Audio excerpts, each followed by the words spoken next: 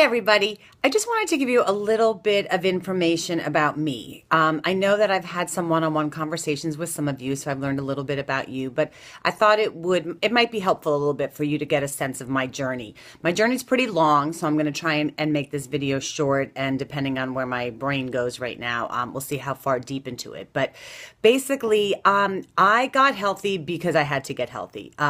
Somewhere around 1997, I was diagnosed with a thyroid disease. Actually, I was earlier diagnosed, I should say, in 1994. I was suffering panic attacks for about a year, but it was the year of my wedding. So I kind of thought everybody was humoring me and telling me that the panic attacks were something medical. Yet I really just thought people thought maybe it was my wedding coming up.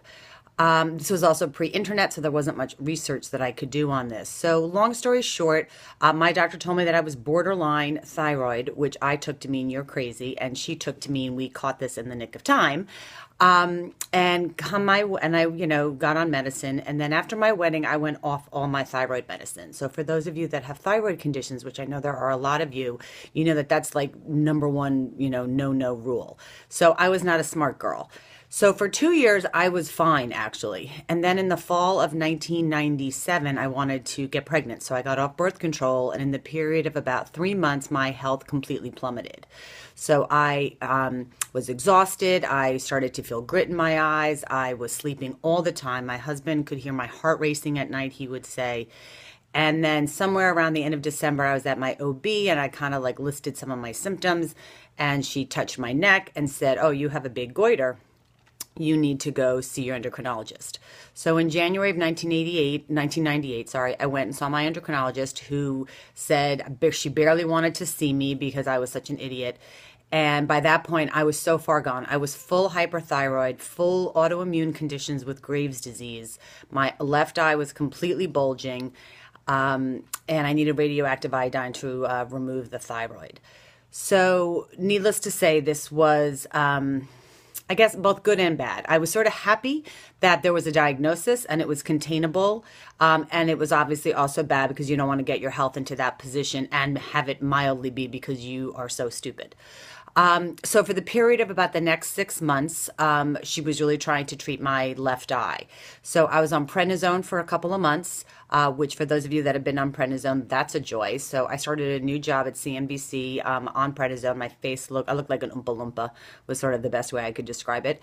And then when that didn't fully work, I went for a month or so of radiation on my eye, and that eventually helped. So that was about June of 1998. And then at that point, really, I was trying to figure out my path to get healthy. And a really good friend of mine introduced the concept of antioxidants to me because I'd had all this free radical damage from the radiation and I did want to get pregnant. And she really introduced me the idea of nutrients. So a little bit of my journey began there. Where I learned about OPCs and vitamin C and all these sort of things that could sort of help my body. And I also learned about better delivery systems for vitamins and nutrients. I wasn't the role model for this at the time. Along the way, though, there was not that much information about autoimmune conditions and the foods that you eat. And I was a carb junkie. I don't think I ever went a meal that didn't have pasta bread, a bialy, a corn muffin, a bagel, pasta. Did I say pasta? I definitely had a sense that I had a dairy sensitivity, but, I'm 48, so my mom was certainly ignoring it when I was growing up, even though I would, vomit, here and there, my tongue would feel thick. It was definitely all in my head, as my mom would say. So I was continuing to eat dairy, though I sort of self-limited the obvious dairy. I never drank cow milk. I didn't eat ice cream that much, though when I did, I enjoyed it, because who doesn't like ice cream?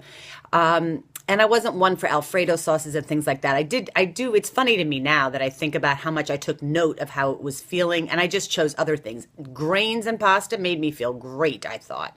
So long story short, cut to about 6 or 7 years later, when I started to really get more into nutrition and this program came up. And I was working with doctor practices incorporating wellness programs, and I wanted to teach this class. So to teach this class meant I had to live this class. And the eating low glycemic changed everything about my health. I cannot put it into enough words, especially if you have autoimmune disease. Making a connection between the foods that you eat and how you feel are essential. As I always say, I was the world's worst first-time client I ever had. Nobody was more miserable going into it than me, but nobody was more happy coming out of it. It changed everything about my health. And I'm not perfect with the way that I eat. This is now like 8 or 9 years later. I know that my close friends are always like, trying to, catch me with something in my mouth. And my cheats are just better now than they were years ago. And my husband will tell you, like, occasionally, a long time I fought the not having ice cream thing because I wanted ice cream. And my kids would tell you that there are times that, not the greatest food choices for myself make it in. But I'm so aware now of how they feel that those moments when I eat those foods, they're getting the distance between them, I should say, is getting farther and farther and farther and farther. But I think the biggest thing about changing your health is taking notice, being clear on your goals, knowing why you're taking the actions that you do, and just starting somewhere. And I think that's the thing I've learned the most. Nobody is ever going to be 100% to eat perfect. And even then, I don't even know what that means to eat perfect. Perfect for me and perfect for you are two different things. For some people, an avocado is a great thing. For some people, it's not. For some people, a tomato is a great thing. For some people, it's not. So this also led, and I'm going to do another video on this separately about food sensitivities. So that's going to be a whole other concept about the uniqueness of foods. So I guess I just wanted to tell you that my journey is so similar to so many of you. And the main reason I teach now is often just to keep it top of mind for me, because it's hard. If it were easy, everybody would be fit and healthy. It's not easy. Food is a legal drug and we let it go. And sugar's a gateway drug. It truly is. And sugar craves sugar. So if you're here and you're, bothering, or I don't know what the word is, but you're like blaming yourself for where you're at, don't. Society contributes, magazines contribute, food restaurants contribute, fast food, the world contributes to it. And food tastes good. But the key is if we can start to move towards living an 80-20 life, or at least 80% of our choices are good, then the other 20 will feel great and will still be fit and healthy and feel good, and maybe get off antidepressants and maybe lower our, sugar, the diabetes medicine that we're on and stuff like that. And that's really become my goal. It's not to present a pure world where we're only going to eat raw spinach for the rest of our life. Okay. So anyway, I just want to tell you a little bit about me. If you have any questions, again, feel free to private message me, and I'm looking forward to going on this journey with you. Bye.